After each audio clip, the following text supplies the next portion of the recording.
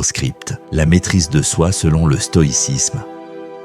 Imaginez un instant que vous êtes face à une situation difficile, une provocation, une mauvaise nouvelle, un obstacle inattendu. Comment réagissez-vous? Êtes-vous emporté par vos émotions ou gardez-vous votre calme? Le stoïcisme, une philosophie née dans la Grèce antique, nous enseigne l'art de la maîtrise de soi, un pilier essentiel pour une vie sereine et équilibrée. Yarkerae.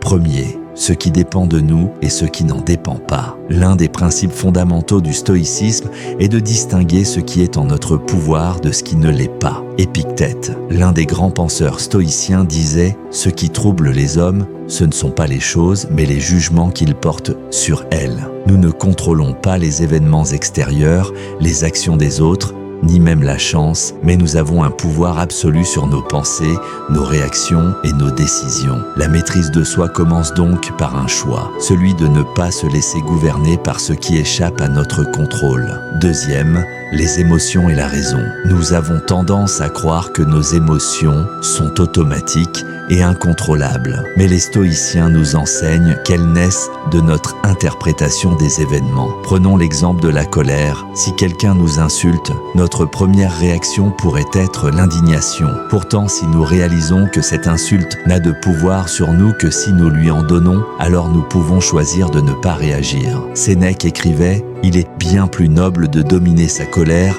que de la nourrir. » En prenant du recul, en interrogeant nos émotions, nous devenons maîtres de nous-mêmes. Troisième, la pratique quotidienne de la maîtrise de soi. La maîtrise de soi n'est pas un état naturel, c'est une discipline qui se cultive jour après jour. Voici quelques pratiques stoïciennes pour s'exercer. L'exercice du pré-mortem. Imaginez à l'avance les difficultés possibles et préparez votre esprit à les affronter avec sérénité. Le contrôle de soi dans les petits désagréments. Commencez par ne pas réagir aux contrariétés du quotidien comme un retard ou un commentaire désagréable. L'introspection quotidienne. Chaque soir, posez-vous la question « Ai-je bien réagi aujourd'hui? Qu'aurais-je pu mieux faire ?»